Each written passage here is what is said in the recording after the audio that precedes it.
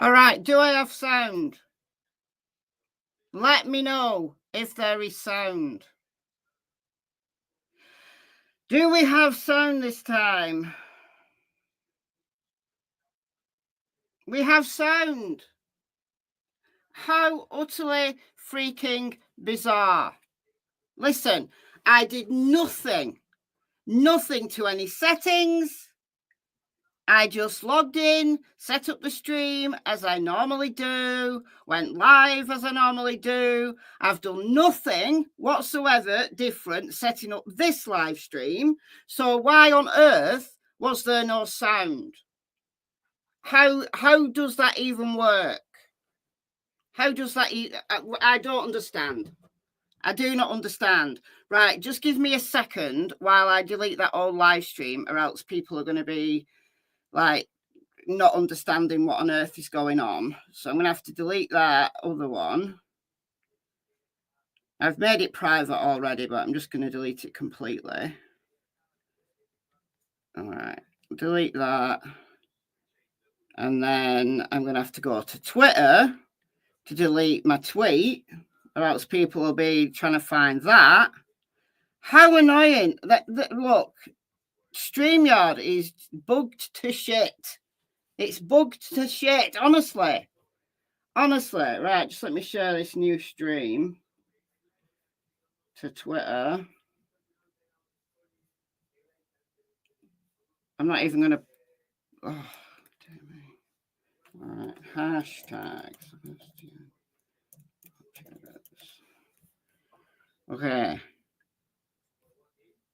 Okay, I'll share it to my Facebook later. I won't delay any longer. All right, so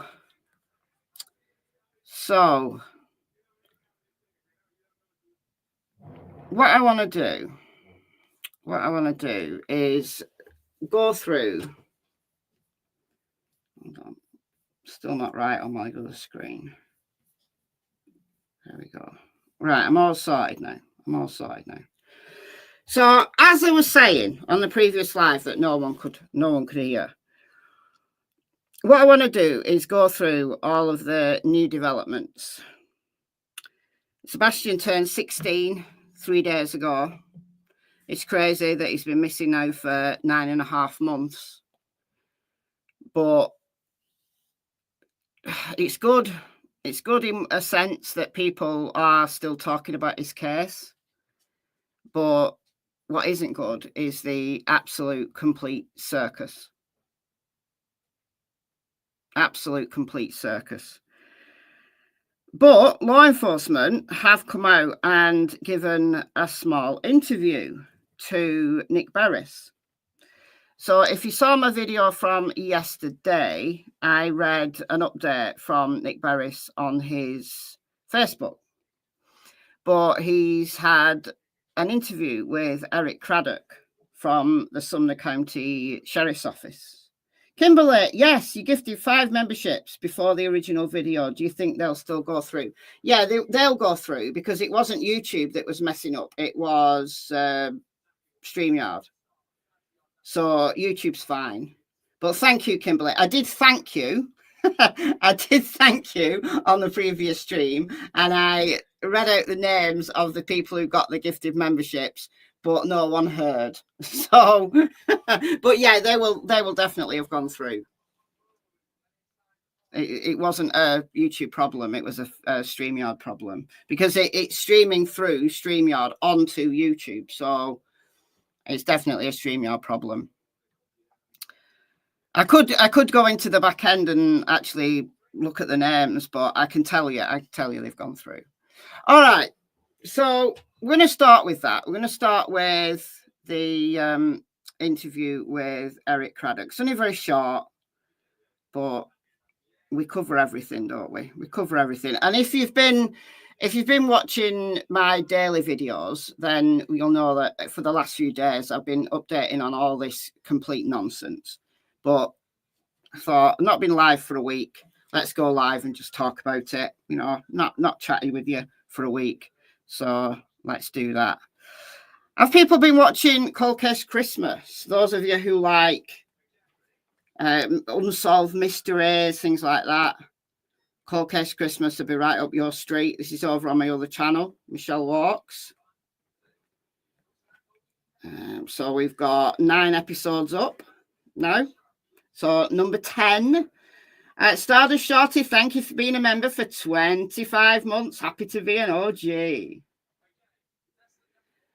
So episode 10 will come out at 6 p.m. UK time. So that's 1 p.m. Eastern, and then whatever that is in your local time. But if you haven't come across them, Courtney, member for 39 months. You are one of my oldest OGs. So sad how people made this a shit show. They did. Absolutely. They have. They did, and they have, and they're still doing. They're still doing. So, yeah, we're going to go all the way up to Christmas Eve and beyond. And beyond. I'll leave that hanging because I've got plans beyond Christmas Eve. Katie, or Kate, you got your OG badge. Member for 24 months. Whoop, whoop. All right, we'll start with just the right one. No, we will start with this one. All right, so this is on News Channel 5. This is Nick Barris from News Channel 5 Nashville. So let's hope the sound works on this little video here. At least we got sound of me, but let's live in hope that we can have sound on this as well. So I'll play a few seconds. Let me know that you can hear it. It's only very short anyway. It's like a 2-minute clip. But I haven't seen any like bigger clips. This is all they seem to have put out. Unless they've put more on their website. Sometimes they do that. Maybe I should check. But let me know that you can hear this all right. The Amber Alert remains active, and now nearly 10 months after Sebastian Rogers disappeared, those leading the search effort say no one is giving up. It's not a cold case. I can't hear that. Sound is good. Sound is good, but I can't hear it. What the fuck? What the fuck is going on? By the way, thank you so much for the £10. That's so kind of you. Right, you can hear it, but I can't. Isn't that just classic? Isn't that just crazy days? All right, let me see. Let me see. All right. The Amber Alert remains active, and now nearly 10 months after Sebastian Rogers disappeared, those leading the search effort say no one is giving up. Right, I heard that time. I heard that time. Did you hear it? This is gonna go on for hours. This is gonna go on for hours. All right, we're good. I can hear it now. I can hear it, and you can hear it. At least we've got a sense of humor. At least we've got that. All right, so here's what Eric Craddock said. I'll put this back to normal speed because some people don't like it when it's. All right, here we go. It's not a cold case. It's an active and ongoing investigation. Sumner County Sheriff Eric Craddock has been on the case since Sebastian disappeared from his Hendersonville home back on February 26th. Since then, hundreds of tips have been investigated, and to date, there still have been no confirmed sightings. In that vacuum, rumors continue to run rampant online from less than credible sources. Well, it's real easy to sit on social media and make those comments. Sheriff Craddock. Oh dear. I bet they must look at social media and think, what on earth? What are these people doing? What are these people doing? Says investigators deal with facts, seeking evidence and hard leads. There have been few official updates in recent months, but the sheriff says investigators meet weekly about the case. I've been pretty transparent. There is some information that's just not releasable, right? And that's only because any information released could be prejudicial to the case. And a successful resolution is my ultimate goal. There's no. Now that's intriguing. What do you think about that? I mean, look, in any investigation, cops hold stuff back. Cops hold stuff back when it could be central to a future prosecution. That's one reason why they might hold stuff back. Another reason might be that they know full well it's not a crime, but what they don't want people to do is use the information that they put out and try to make something into it that it isn't. And in that case, you get people making false confessions for 15 minutes of fame. You get people making up rumors and speculations, and it basically can hinder rather than help. So it could well be that they are investigating a potential crime. Let's say, for example, they are chasing down people who Sebastian spoke with in maybe the days or even weeks before he disappeared. We do know that he had unfettered access to the internet at Seth's. We know that Seth, from his own words, said that he left Sebastian on his own, like overnight, and then just rang him from work to tell him to go to bed. Well, the whole of that time, like Seth worked 12-hour shifts, so an hour there and an hour back, you're looking at 14 hours minimum that Sebastian would be left on his own. So he had unfettered access to the internet. So that has to be a very carefully investigated aspect to the case.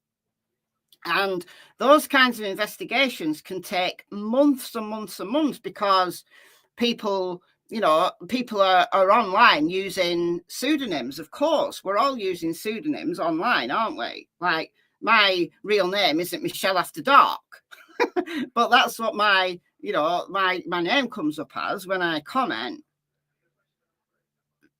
So chasing down every single person is a massive undertaking, even if nothing comes of that, even if there's no evidence of a crime based on the information that they can get from Sebastian's devices or Seth's PlayStation, whatever he had, Xbox, PlayStation, I'm not sure what he had. So it may come to nothing. They also have to investigate any apps that Sebastian had on his phone. So they will have to send search warrants in to subpoenas, rather than search warrants, subpoenas to each company.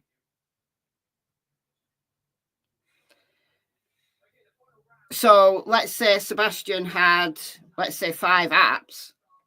They'd have to send subpoenas for each one of the parent companies of those apps. And then they get that information and they have to then work through that. Now, that can take ages. So that might be the kind of thing that he's talking about. Equally, however, they might have already done that and not found anything untoward, that Sebastian didn't have any apps that were, potentially problematic, and that the only access he had was through Seth's, PlayStation account. I don't know whether that's true or not.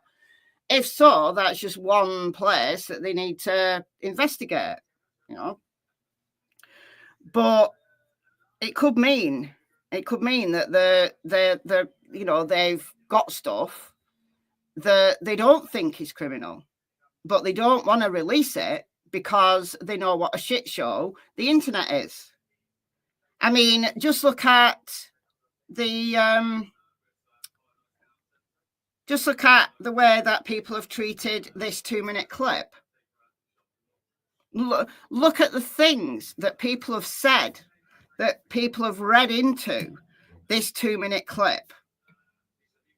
If the police release stuff, let's say surveillance video or potential sightings, that they're maybe not quite sure whether it's Sebastian or not.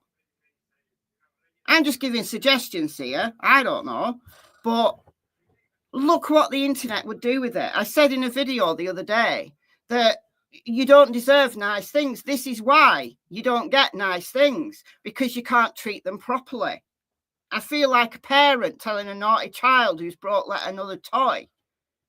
This is why we don't have nice things. I don't have nice things in my house because I've got 3 dogs who treat the place like their own, because it is. Dogs be dogs. Right? And I don't want nice things. I'd rather have more dogs. If Kyle's still listening, I'd rather have more dogs. So, Eric Craddock could possibly have seen the absolute shit show that's going on and thought, no, we're not releasing anything that will give the internet an inch of opportunity to make up more nonsense. That's what it could be. That's what it could be. The trash truck that he won't confirm. Yeah, the trash truck. That's one thing he'd previously said. I mean, we're going back a few months now when he had an interview with Nick Barris, and he wouldn't confirm whether the lights were a trash truck. Now, apparently, he told both Seth and Chris talked to people online and said that the cops had told them it was a trash truck on Honeysuckle Drive, which is like over the way there. Hold on, let me just get the map up. So what?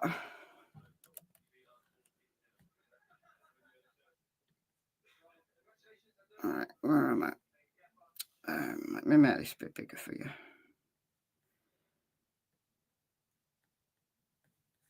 I've got so many windows open. All right. So what Seth and Chris were both told, and Chris went into more detail about this, but Seth was told the same thing, that the trash truck, the lights could be seen. This is Honeysuckle here. So the camera that picked it up was here on this house on the corner of Stafford and Kelling, right on that intersection. I mean, I've done loads of videos on this, and I'm not going to say definitively that it was a trash truck. It makes sense. The way that it's been explained by Chris makes absolute sense, but I'm not going to say 100% that it is a trash truck because I don't know. But it does make sense that the light that you see moving is the trash truck over on Honeysuckle, because Honeysuckle's up a hill. You can't really see. You can't really see until you go down to Street View. And if you look through the trees there, Stafford Court's like down a hill. So these houses here are on top of the hill, and they'll be able to look down on Stafford Court. So it's not like a huge hill, but it's a hill. So with the trash truck being, quite high, presumably, the light will be on top of the trash truck, and it's the trash truck coming down Honeysuckle. And it's not at 3:11 as it says on the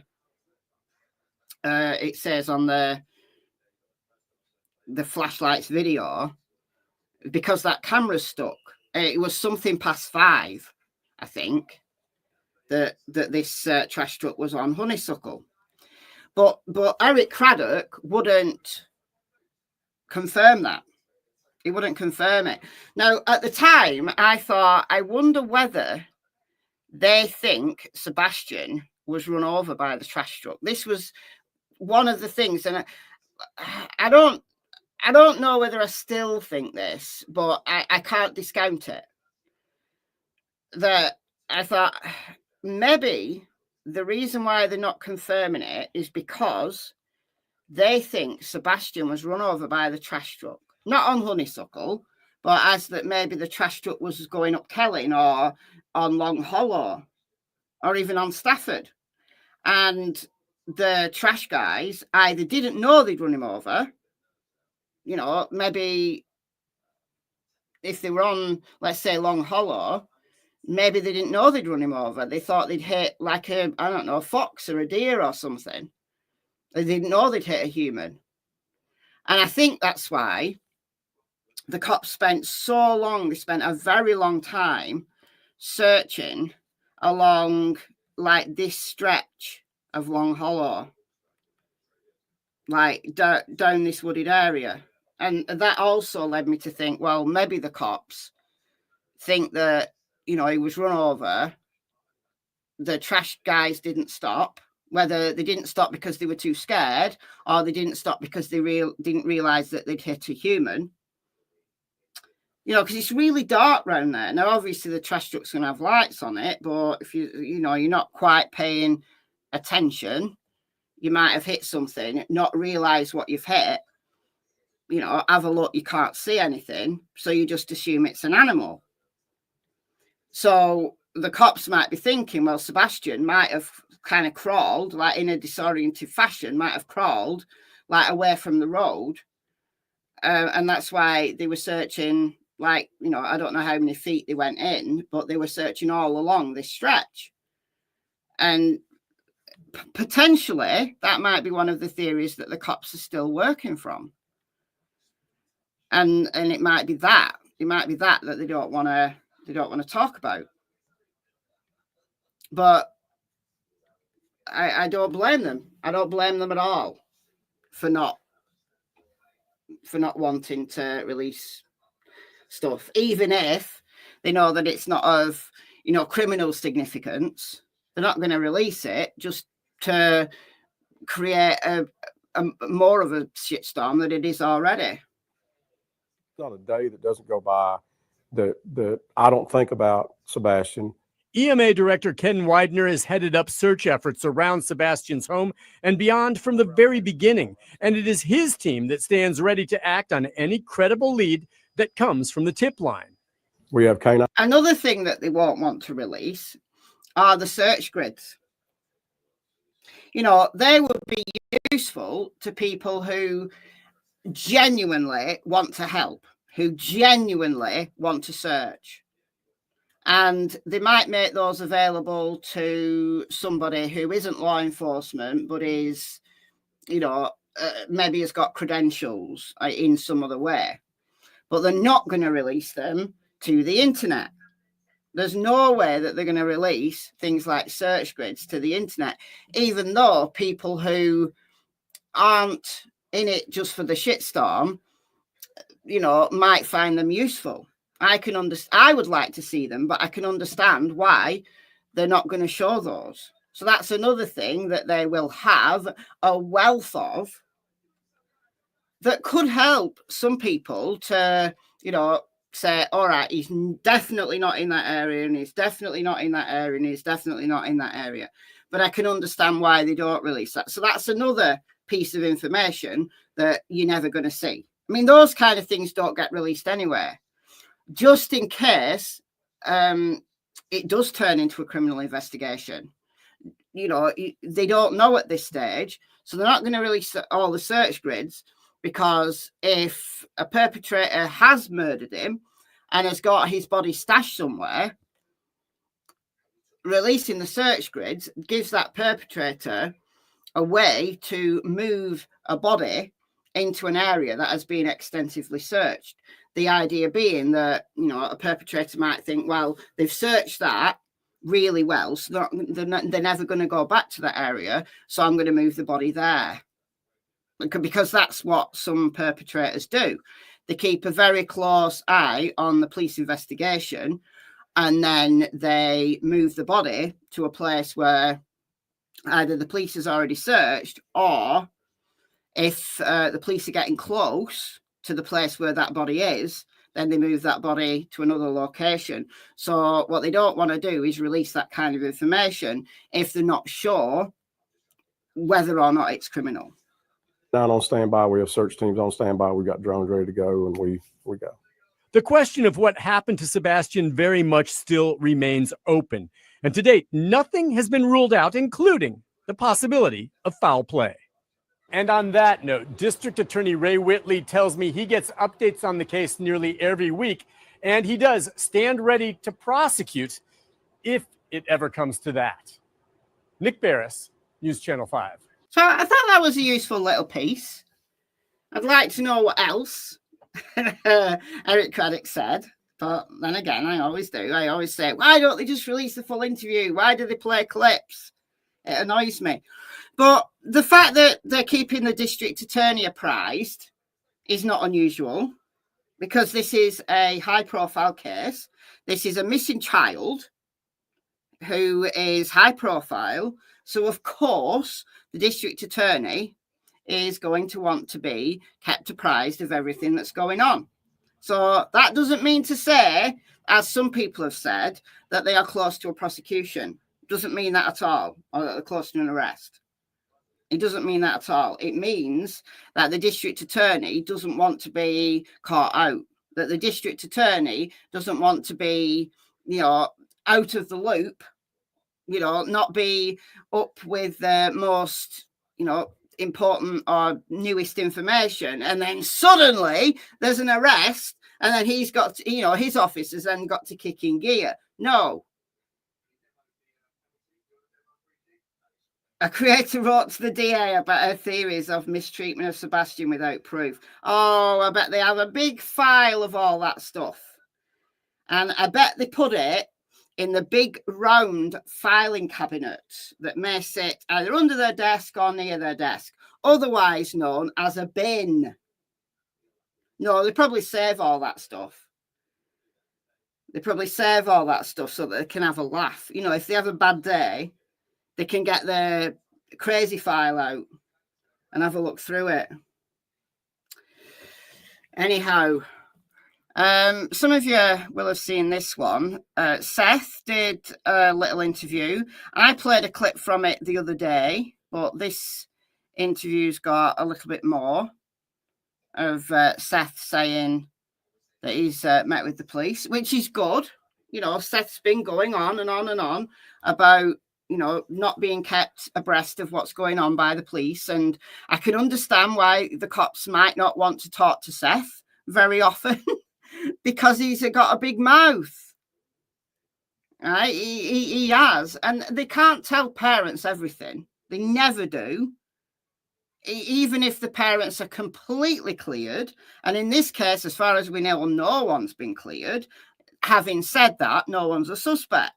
No suspect, but no one has been cleared. But they don't clear people. They don't clear people until they've got a very, foolproof, almost foolproof case against someone. Yes, Seth is immature. He is. He's silly. He makes himself look suspicious, even if he isn't, by the way that he behaves. He's not helping. He's definitely not helping. I understand. Look, guys, don't jump at me. I understand he's grieving. I really do understand he's grieving. I don't think, personally, my opinion, I don't think he had anything to do with Sebastian's disappearance. I really don't. But that's just my opinion. You're welcome. If you feel differently, you're welcome to do that. But I think that he's been his own worst enemy. I think he's very passionate. But I think he lets his anger overpower him sometimes.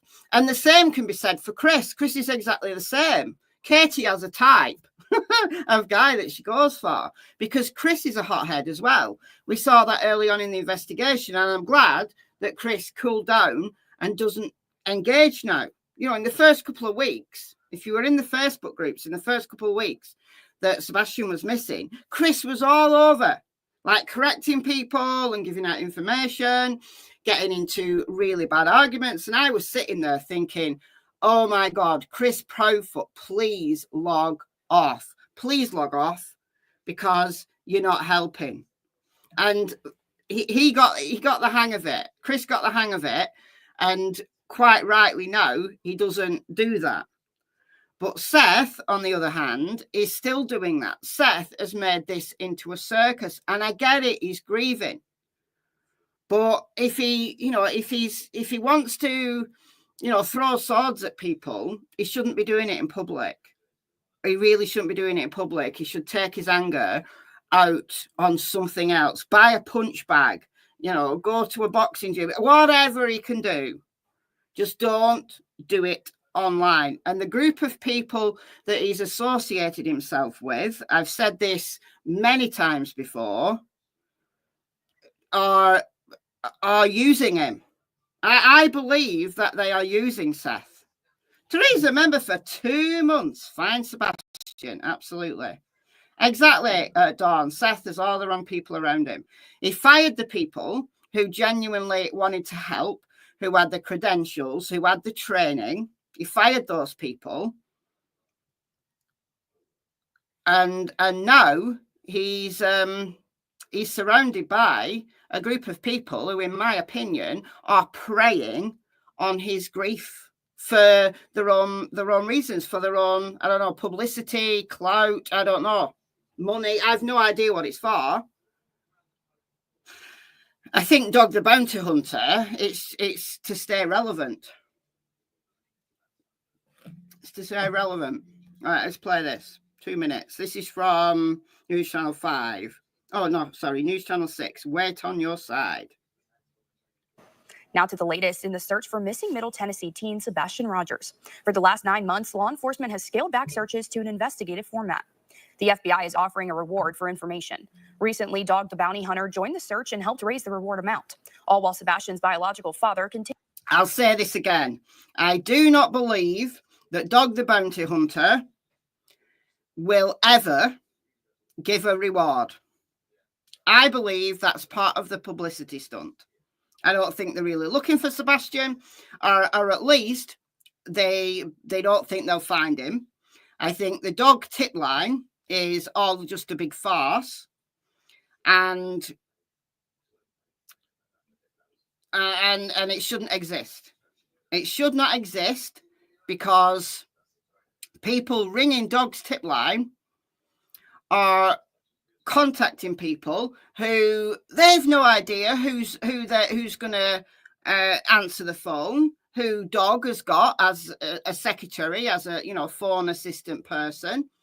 They've no idea whether that tip that might be really important will get into the hands of anybody who has the skill to be able to investigate it.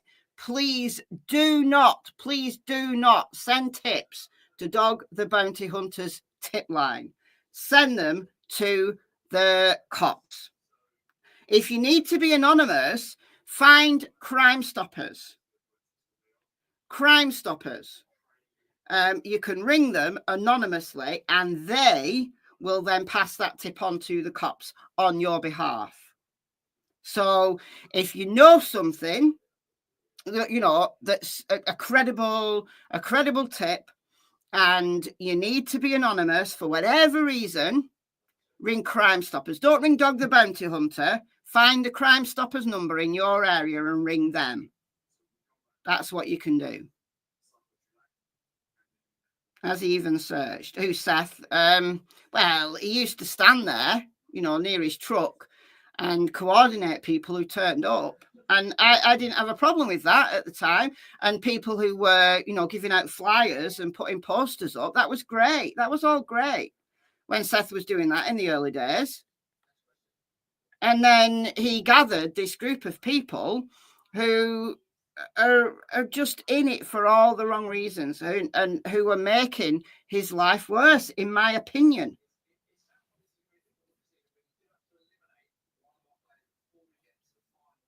I'm sure you are saying so won't help. What? I'm sure you're saying so won't help. Whose side are you on, Michelle? I'm on Sebastian's side. That's whose side I'm on. I wasn't aware that I had to take a side, but if I have to take a side, then I am on the side of Sebastian, the truth, and justice. And when I say justice, I mean there's a complete injustice when people are blaming innocent people who, there's absolutely no evidence against them. That's injustice.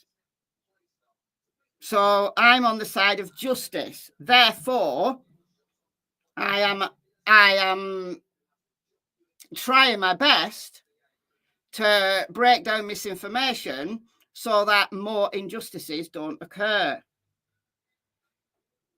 But I am on Sebastian's side. I don't think any of the parents have anything to do with Sebastian's disappearance. I don't think Seth has, and I don't think Chris and Katie have. Seth and Chris have got alibis. They're in a place that Chris was 3.5 hours away. Seth was, 40 minutes away, but he was in a jail, so there's that. And Katie, I believe her story. So I don't believe any of the parents had anything to do with Sebastian's disappearance. Sebastian left of his own volition, and what happened then, none of us knows. That's where I'm at. So there you go. Continues his search efforts. Our Nashville sister station spoke with his father and tells us where the investigation stands. On December 7th, Sebastian Rogers' 16th birthday, his father Seth says a recent meeting with law enforcement has restored his confidence in their case. Today, they have renewed my faith that they are definitely focusing on bringing my son home. Seth didn't give any details on what was said in their meeting. And I'm glad that he feels like that. But what I'm concerned about is the people who are in his ear won't like that, because the people who are in his ear want to control him. And, you know, if the cops are telling him stuff, and I don't believe that the cops have told him everything they know for the reasons I stated previously, but they're not going to want that. The reason why they're not going to want that is because they want to be the people who, in Seth's eyes, are they're going to be the saviors of Sebastian and bring Sebastian home to him. Of course, they're not, but they want Seth to believe that. Sebastian was last seen on February 26th in Hendersonville, nearly 10 months ago. The reward for information on Sebastian's whereabouts increased last month up to $200,000. No, it didn't. No, it didn't. The reward is $50,000. The reward from the FBI is $50,000. I do not believe that Dog the Bounty Hunter has that money. He's in debt. Wasn't the dude bankrupt? I don't know. I don't know the story. I don't really know anything about him. But he put on his Facebook his Twitter the other day, this is Dog the Bounty Hunter, that the reward was now $225,000. So take off the $50,000 from the FBI. That's $175,000 that Dog the Bounty Hunter has to find. Do you believe the reward is actually in an account or fake? I believe that the $50,000 that the FBI are offering is genuine. The rest, so the $175,000, is not genuine. It just, in my opinion, that's my opinion, I do not believe that Dog the Bounty Hunter has that money. I do not believe, even if Dog the Bounty Hunter had that money, that somebody who called in a tip to Dog's tip line that led them to Sebastian, I don't believe that they would get that money. I don't believe that they would get that money because tips called in to Dog the Bounty Hunter's tip line don't go anywhere. So Dog the Bounty Hunter is absolutely convinced that he will never have to part with $175,000. The reason being is because no tips that are tipped into his tip line will ever lead to Sebastian because they're not followed up. That's just my opinion. Why am I saying that, Karen? I'm saying that because I believe that to be true. Just my opinion. So if you think, if you're a Dog the Bounty Hunter groupie, if you think that Dog the Bounty Hunter and At Night Media are doing the very best that they can for Seth Rogers, I believe you are wrong. I believe Seth Rogers is being taken for a ride. He's being treated as a mug, and it's terrible because he's a grieving father of a missing child, and they are taking him for a ride. That's what I believe. Thank the public for the support that they're giving me, and they continue to. Keep your eyes open. You could be the next person that might see him. Seth says he won't ever stop searching and saying his son's name until he's found. The pain of not knowing where Sebastian is fills Seth with grief. Today is a lot of sadness. It's a lot of sadness every day. It's hard to wrap your head around it. All right. Every day, it's like, get that phone call, waiting for that picture, waiting for information that my son has been found. And today, on Sebastian's 16th birthday, Seth says he hopes families spend time with their kids. He fondly remembers birthdays with Sebastian jumping in the pool, having water balloon fights, and eating cake. What is it like for you looking back on those memories today? I'm not done making them. Looking back is nice, but looking forward to him being back is better. Now to the latest in the search for missing middle. And it's just heartbreaking. Heartbreaking, really sad. Really sad. You know, Seth's obviously looking back to when they lived in California, when they had a pool. You know, he's looking back at the times when Sebastian, you know, lived with him when he was a little tiny boy. And I feel wretched. I feel horrible for Seth, I do. But I think that he's been his own worst enemy, and people they've preyed on him. They've preyed on him because he's vulnerable, and that's terrible. Absolutely appalling. I feel sorry for all the parents, and people grieve in, you know, different ways. Some people just go into their shell and they can't don't want to talk to anybody. Other people are angry and need to voice it. And that's what Seth's doing. But what Seth doesn't understand is that doing that online is not helping. That's what he doesn't understand. There's nothing wrong with him being angry. There's nothing wrong with him lashing out. But doing it online to the massive audience that he gets when he is online is not helping his son's case. And the people who he's surrounded himself with don't have the training, they don't have the experience in looking for missing kids, and they are preying on him. I truly believe that. Seth's using them as much as they're using him. He is. He is. But I think he's doing it because he believes that they're going to find Sebastian. I think Seth he's pinned all his hopes on them because they tell a big story. So people like TikTok Tony and Dog and At Night Media and whoever's behind that sham, all of those people can, you know, tell a good story, can fight a good fight when it's all just you know, the verbals. But they don't have the experience in actually searching for missing people. So Seth has he's behaved in some shameful ways, and I've said so. I've said as much, that I feel shamed at some things that Seth has done. But I do appreciate that he's grieving. I do.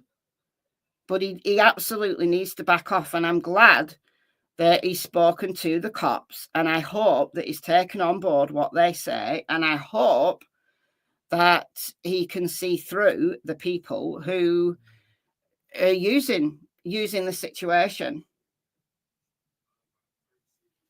Well, you don't fire PIs with morals to bring in a PR guy with no morals if you want to find your missing child. I can see what you're saying on that. I can see what you're saying on that. I really can. Now I've got some screenshots here. This is good old Bullhorn Betty. Good old Bullhorn Betty. I didn't even know she got a Facebook group, but anyway. A call for help in the search for Sebastian Rogers. Does it have a date on this? It doesn't have a date on it. It's recent, though. It's in the last couple of days. Today, we reflect on the ongoing search for Sebastian Rogers, a bright 15-year-old boy, now 16, who vanished from his Hendersonville home on February 26, 2024.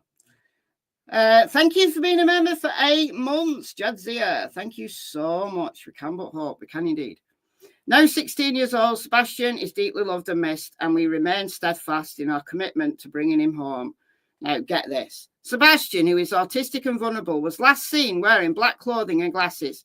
Security footage from the night of his disappearance captured 2 individuals near the property at 3:10 a.m. One of these figures wore a green hoodie, and their identity remains unknown. Tinks, you need to get a grip. You need to get a grip. Identifying this person could be a critical step towards uncovering what happened to Sebastian. Oh, isn't that interesting that that comes out at the very time when at night, whoever it was, released that footage from Texas Roadhouse, you know, this footage of Green Hoodie Guy, this footage here of Green Hoodie Guy that's been slowed down. If you saw my video yesterday, I worked out how much they'd slowed this down. They'd slowed this down by 300%. I increased the speed by 300% and got it back to its normal speed. And Green Hoodie Guy does nothing except squeeze through a tight parking spot. That's all he did. Now, people who are believing this absolute shit show will be hunting this guy down. They'll be hunting him down because now Bullhorn Brightness here has said that there was someone with a green hoodie outside the property, so presumably Sebastian's home, at 3:10 a.m. on the 26th. So people are going to be trying to locate this old man who did nothing but squeeze by in a tight parking space.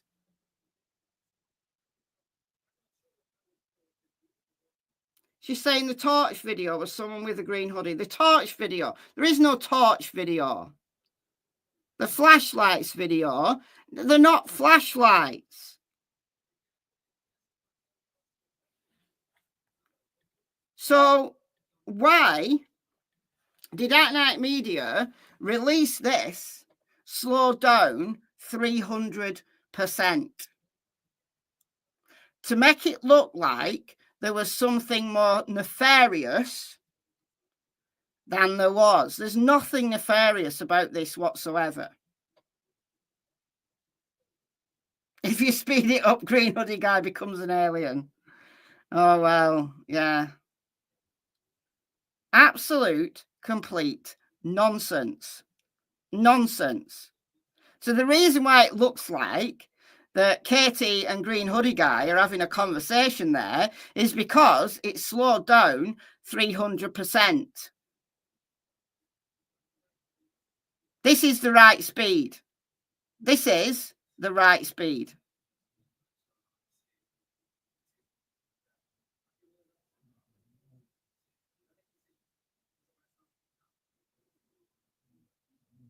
That's it. Right speed increased. So Katie steps back. Green Hoodie Guy comes past. That's it. Nothing to see here. Nothing to see there at all. Nothing.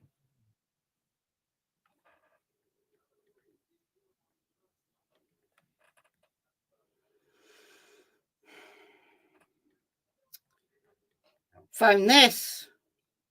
on At Night Media. So I have no idea who did this. But this is all the, you know, the quote-unquote investigation here. I can't read this that small. Hold on. I'm going to get it.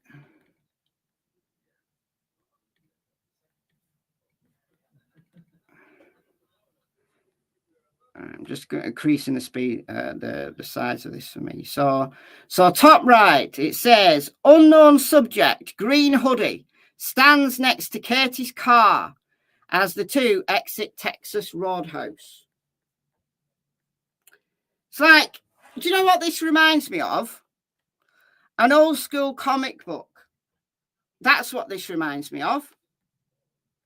You know, where they have the little bubbles and stuff. They're overreaching, and then some, and then some. So we've got this one. All right, let's look at this one. So we've got Katie Proudfoot, mother, greets green hoodie, greets him, like they're old friends. Last known video footage depicting Sebastian Rogers on February 25th. 2024 with his mother at Texas Roadhouse. And then we go to unknown subject, green hoodie, Katie Proudfoot mother. Greeting each other.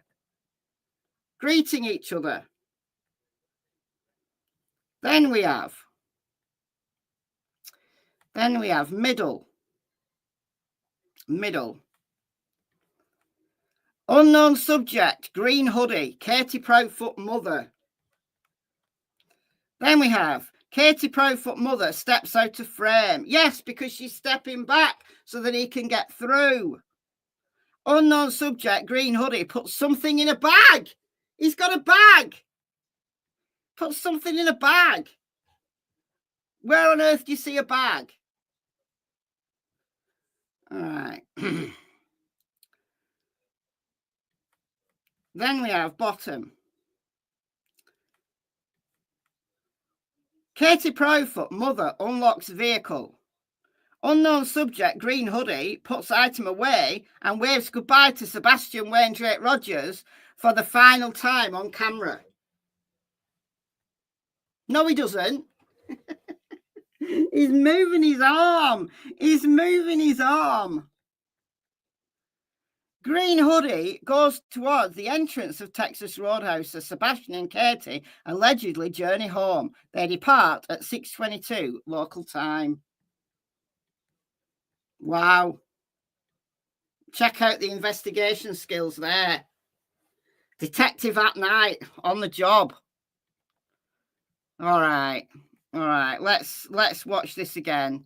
Let's see if we can see all of this crap again. Let's have a look. Let's have a look here. All right, let's slow it down. So here's green hoodie. Oh no, this is Katie. So Sebastian walks around here in a minute. Remember, this is slowed down by 300%. All right, so Sebastian's looking, seeing what's going on. So Katie steps away so that green hoodie can come through. It looks like they're having a conversation. They're greeting each other because it's slowed down by 300%. And there's no time on this, even though there is time on the surveillance camera. But I'll show you the time in a minute.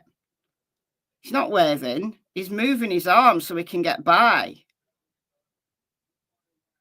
He's like moving his arms up so he can get by. That's what he's doing. He's not waving.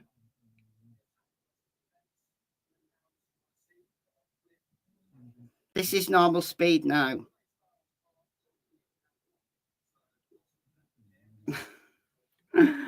Dear me. Dearie me.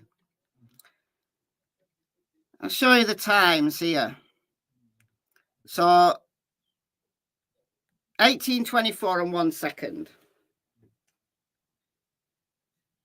18:24 and 1 second. So Sebastian is here. So in about 2 seconds, he's going to be here, isn't he? Standing waiting for his mother to unlock the car. He's trying not to touch the car. Yeah, he just moved his hands out the way. Like he's squeezing by with his hands up. So he's not like, I don't know, rubbing his hands on the car. Yeah, it wouldn't mean much if he waved. Exactly. Why wouldn't he wave at Sebastian, who's waiting patiently to be let in the car? I'd have probably like acknowledged Sebastian for waiting while I got by. I'd probably have like nodded and, I don't know, smiled or something. But, oh, God, I'd be done for murder then, wouldn't I? Dear God. All right, so 18:24 and 1 second. So that's 24 minutes past 6 and 1 second. So let's say by 3 seconds, he's going to be here. All right, so now, 16 seconds after this one, we have green hoodie. Still not in the frame at the moment, but Sebastian's waiting there. So 16 seconds later. 2 seconds after that. So we've got 16 seconds. 16 seconds here. Probably more like 14 seconds because Sebastian, was there. So it's going to take him a couple of seconds to get here. So let's say we've got 14 seconds and we've got Katie who's heading towards the car. She's like standing there. And then we've got green hoodie comes out 2 seconds later. So we've got Katie and green hoodie. All right. And then in another 4 seconds, green hoodie's gone. So the entire scene of Sebastian and Katie approaching the car to the point where they're both in the car and green hoodie has completely gone is a total of 22 seconds. 22 seconds. And they're calling this, a greeting between Katie Proudfoot and green hoodie.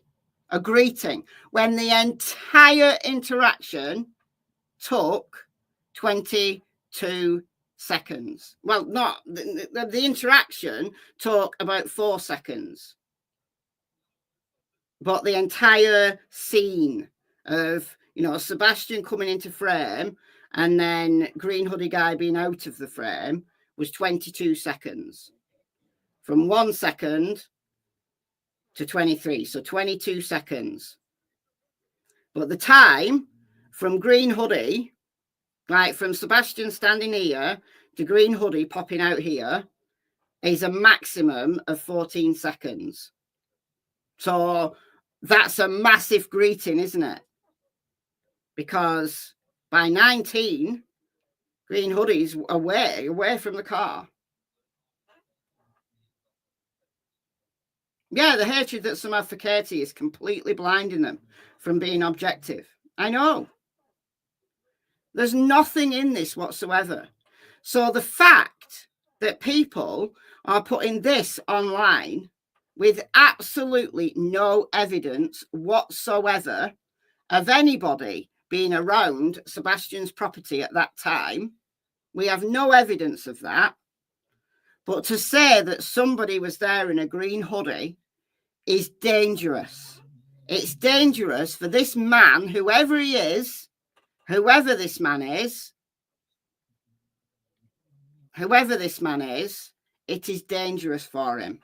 Because you know how crazy the internet be. You know how crazy people are. People are going to be out to find this guy. You can have Dog the Bounty Hunter turning up at a guy's house just because he's been seen out with a green hoodie. And guess what? He'll have a camera crew with him.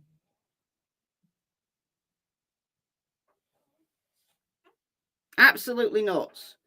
But the person who previously, just before, said that people's hatred for Katie is blinding them, Absolutely. At 100%. Because the amount of comments I've had this week, there's no volume on it anyway. Like that Katie's just ignoring Sebastian, that she's just on her phone the whole time. No, she isn't. She's taking a photo. And people said, I've seen a comment this morning. People said she took one photo, but then she snuck another photo. Why did she sneak another photo? Why did she sneak 2 photos? Well, let's break that down, shall we? All right. What's she actually doing? What's she actually doing here?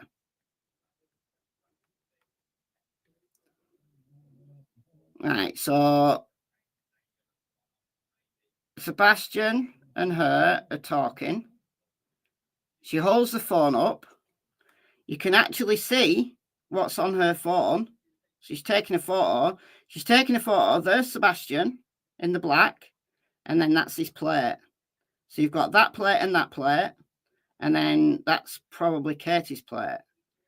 So you've got the 2 plates at Sebastian's side, and you've got the 1 plate at Katie's side. She's taking a photo of their food. That's it. She's taking a photo of their food.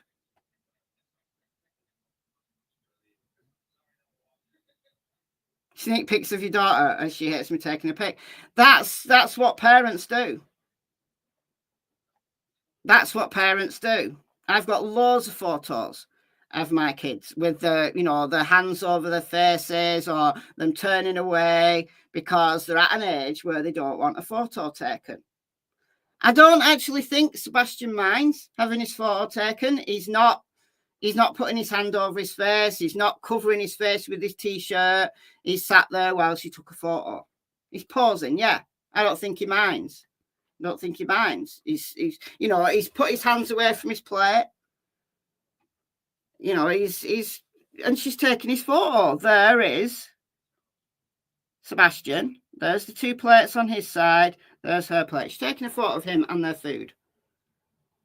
And she didn't eat with Sebastian, only a roll. Oh, gosh. Well, right.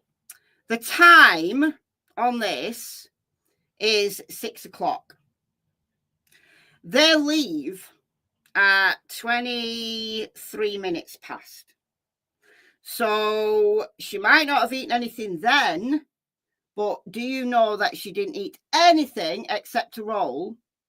Because none of us have seen the entire footage. And so what if she only ate part of her meal? Is she guilty of murder if she didn't eat her meal? Yeah. Oh, the horror. What a monster. What a monster. Didn't eat all her meal. Oh, no. Anybody think maybe she wasn't hungry? Or maybe the dish she ordered she didn't like very much. Or maybe she did eat it, but we haven't seen that part of the video. How about that? How about that? We haven't seen the whole video. Thank you. Thank you. And oh, when she looked around, could she have been looking for a waiter? To say, could I have another drink? Or could we have the check? Or something? No. You don't never do that. Never do that in a restaurant. You never look round to see where your server is. You never do that. And then you might look in one direction and they're not there. You look in another direction and they're not there. And you think, oh, well, I can wait a couple of minutes. And then maybe you look again. Gosh. What is the world coming to? Do you know what I do? I stand up. I stand up to look around. I don't chance that I might, just take a casual glance around. No. I stand up and I look around the whole goddamn place. When I want another drink, I make sure they've seen me. They may not know that I need service. They may not have seen me if I don't stand up. See where she wipes her hand. Yeah, oh, she wipes her hand on her clothes. Come on now, who hasn't done that? Guilty of murder because she didn't wipe her hands on her napkin. She wiped it on her clothes.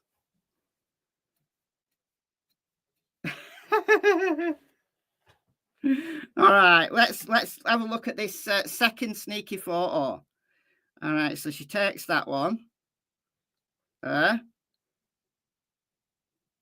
she's gonna.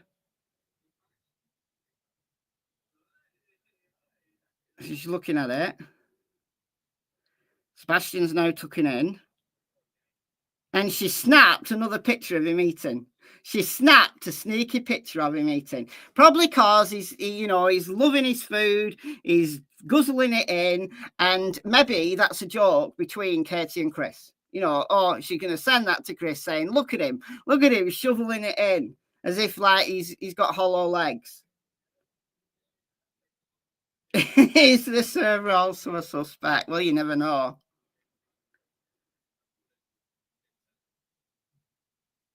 The napkin was on her lap like a proper human with manners does. It really was it. I've never put a napkin on my lap. I'm sorry. I'm sorry. I wipe my hands on my clothes. That's what they're for.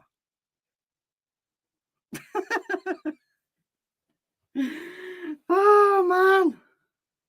You can always change your clothes when you get home. You can always change your clothes.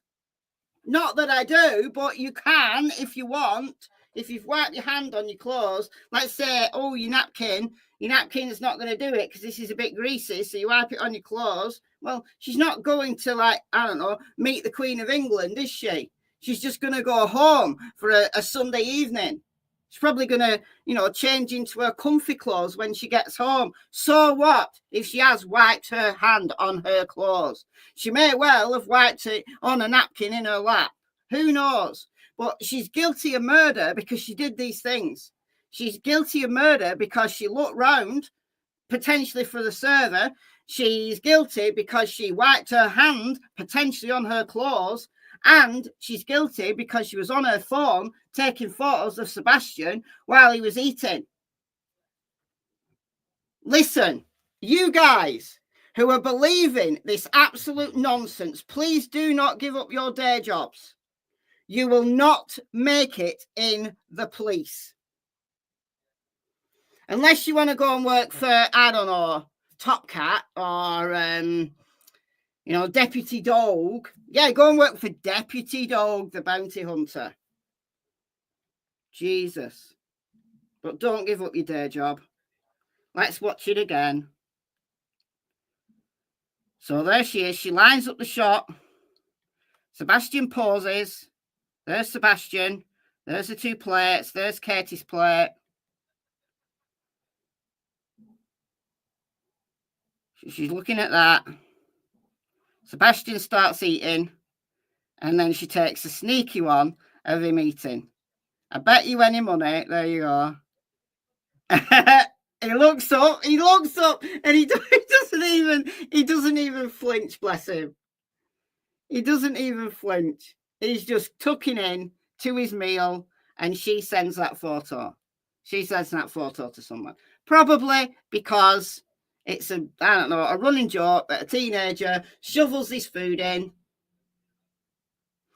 She does this. She takes photos of Sebastian with food.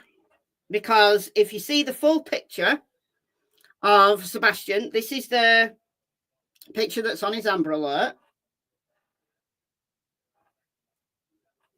Right. There you go. Pizza and what's that? Milkshake. Oh, zoomed right in there. Some kind of, I don't know whether it's like one of these fancy coffees or whether it's a milkshake. I have no idea. Can't go back. There we go. So that's a big hunk of pizza as well. That's a big hunk of pizza. Now, is it true that this was taken on a Saturday? So the Texas Roadhouse was the Sunday night. Is it true? Like, I've heard that this was taken on a Saturday. So I don't know the answer to that.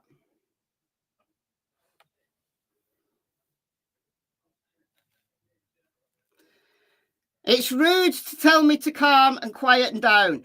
I will shout as loud as I effing would like to. Do you know why? Because it's my channel. So if you don't like me shouting, either turn your volume down, because you can do that, you know, or F off and leave the chat. You've got two choices, or put up with it. Right. All right. Costco. Was that Costco on the Saturday?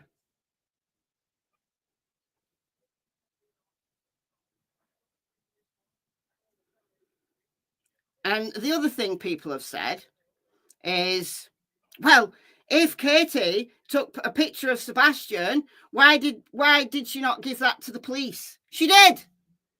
They all gave their phones to the police. The police know exactly what Katie did on her phone on Sunday night. They know exactly what she did on Sunday night. Somebody said, oh, yeah, but she will be using a burner phone.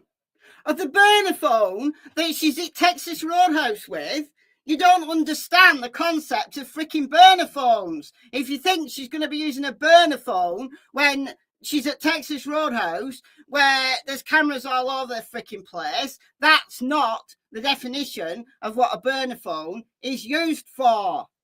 You absolute clowns. Jeez.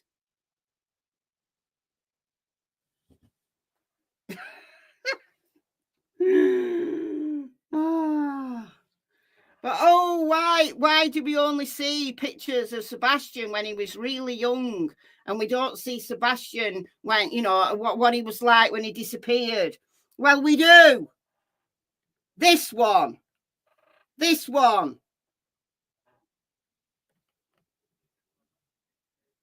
Is it wrong that she takes photos of Sebastian when he's eating food? Loads of people do it. I've got loads of pictures in restaurants. Not that I go very often, but when I do, let's hope nobody in my party disappears soon after. Let's hope nobody in my party gets murdered, because according to you guys, I'd be suspect number one. Dear me. Just stop it. Stop believing this absolute nonsense. Stop it. We don't know what happened to Sebastian. We do not know what happened to Sebastian, but we do know he made it home. And we do know that there's no evidence whatsoever against any of his parents. And we know that there is no surveillance footage of somebody in a green hoodie outside at 3:10. If there is, Bullhorn Betty, release it. Where is it? Let's have a look at it.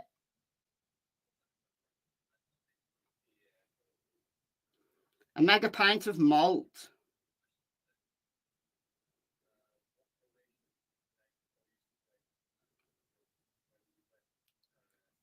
They were out eating dinner days after his disappearance. Bizarre!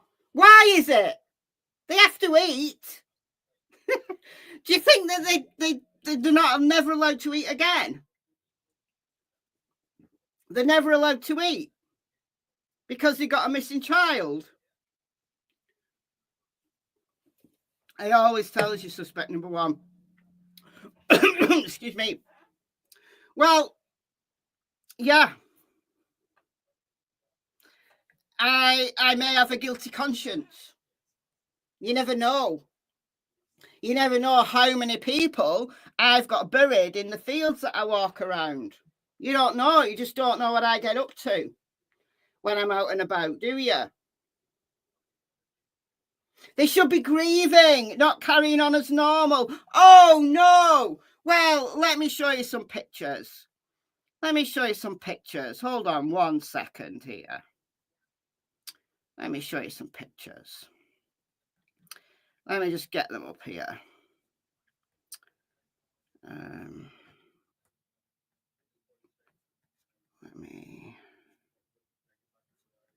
Let's go to here. All right, I'm going to have to share my screen a different way here. A minute.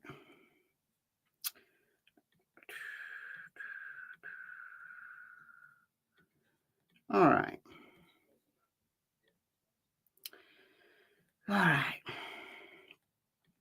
Right, my eldest son was killed on the 10th of August, 2014. Look at the date on this picture. Oh, you can't see it now. This, 14th of August, 4 days after my son was killed, I went to the seaside.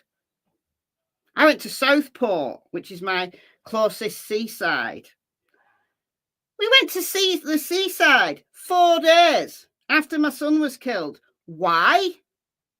Because we needed to get out. We needed to get out to experience normal. So we went on a boat ride. There's the beach. Yes, the sea does come in at Southport for anybody who's never seen it. They played crazy golf. I didn't play crazy golf. That's Kyle, 10 years ago, on a boat ride. We went on a boat ride. Thank you, Barbie's 2 Blitz, for the $10. Very much appreciate your common sense and reasoning. Appreciate your hours of research and prep. Also enjoying Cold Case Christmas. Whoop, whoop. Thank you so much. And then there was a sneaky picture of my elder son, because I got 3 sons. The eldest one was killed. And then we got this middle son, who was 17 at the time. And I took a sneaky photo of him when he wasn't looking, because Kyle was 10 and was he 10 or 12? Yeah, he was 12. Right? He was all right with photos. He wasn't. He probably doesn't know that photo exists. Oh, no. Well, because I was out 4 days after my son was killed, and because I was taking photos when I was on a boat ride round the marina, well, obviously that means I killed him. Obviously, I was the one. The guy who went to prison wasn't him. I set him up. Do you realise? No. You people who think that Katie Proudfoot is guilty because she went out a few days after her son disappeared, I'm sorry, you have never experienced loss. You've never experienced it. You've never experienced it. There's the marina at Southport. You guys. What else was I taking photos of in August? That was the 15th of August. Thank you, Mike, for gifting 1 membership. And BGOG was gifted that membership. Thank you so much. Check out the members area, BGOG. Look, 5 days after my son was killed, I took a photo of my cat. Of my cat. What was I thinking? What was I thinking? Oh, no. Oh, no. Jesus. God's sake. Oh, this son here, this son, who was 17 at the time, he's now 27. He nearly died, I found out. Thank you, Miss Robin, for the $9.99. Keep up the good work. Happy holidays. Thank you, thank you. This son, I found out from Kyle, because they went out at the weekend. This son, who I don't see very often, lives like in Manchester somewhere. He nearly died. He nearly drowned recently. Do you know why? Because he got really drunk. And he decided to walk home across some woods. And he blacked out. And he woke up floating on his back in a river. Now, I don't know which river. I don't know whether it was like a stream, whatever. But this son here can't swim, right?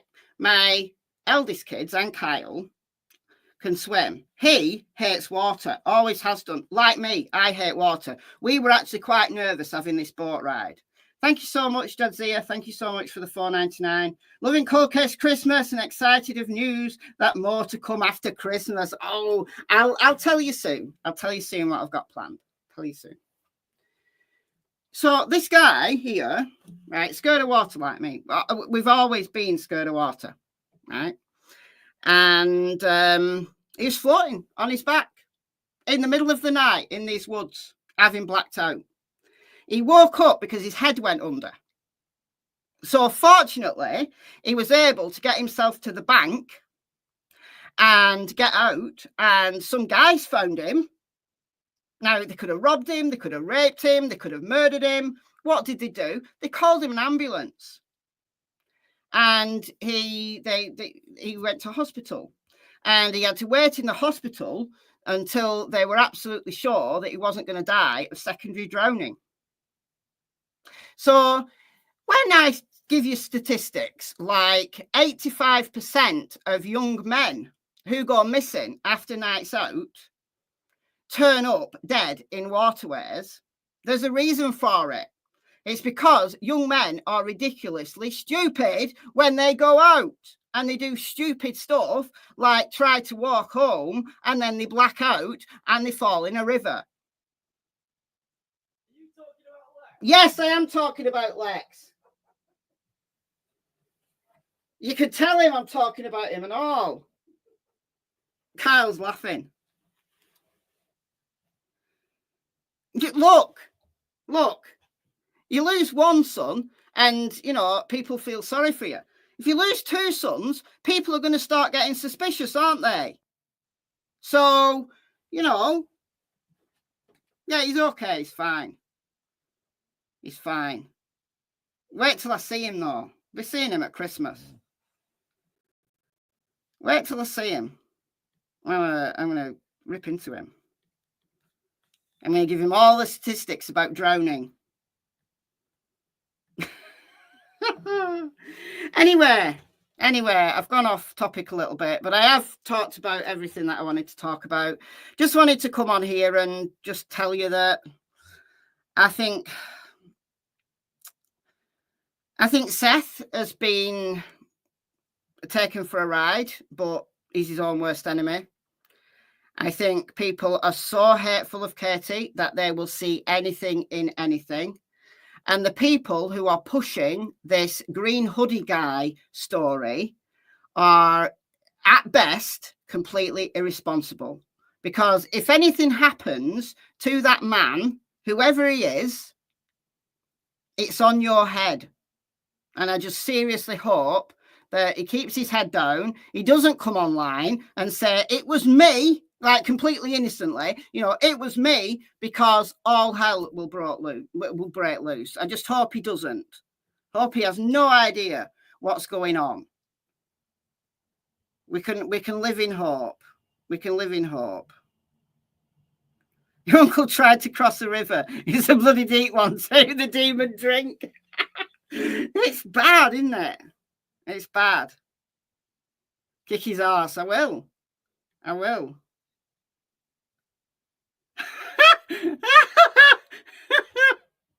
Jumped off the cruise ship pier.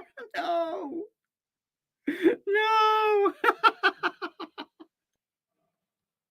This is why people die. This is why water and alcohol do not mix. Well, I haven't drunk for many years, but I always stayed away from water because I'm scared of it. That is so bad. That is so bad. All right, guys. Thank you so much for joining me. Thank you to those that donated. If you've been in the chat and you don't agree with anything I've said, that's fine. That's fine. As long as you're respectful, You don't have to agree with me. But one thing's for sure, the way that things are going in this case, that's not justice. That's not justice. What's happening in this case is not justice for anybody. Not for Seth, not for Katie, not for Chris, and certainly not for the person who is the most important person in this case. It's not justice for Sebastian. It absolutely is not. It's belittling his name. It's making his case into a complete mockery. Thank you, undisclosed user, for the €5. Thank you so much. Last minute donation. Thank you. Thank you. So, yeah, thanks to those that donated throughout the stream. Welcome to the new members. Thanks, as always, to the mods. And, yeah, if you're in the replay crew and you don't agree with me, put your comment in there. As long as you're all respectful, you can have any opinion you like. All I ask is that you're respectful of each other. People usually are. Yeah, we get the occasional person, but it's all good fun. All right, so with that, enjoy the rest of your day, and I'll see you at 6 p.m. my time, which is less than 2 hours now, over on Michelle Walks for episode 10 of Cold Case Christmas. So check it out. All right. Bye, guys.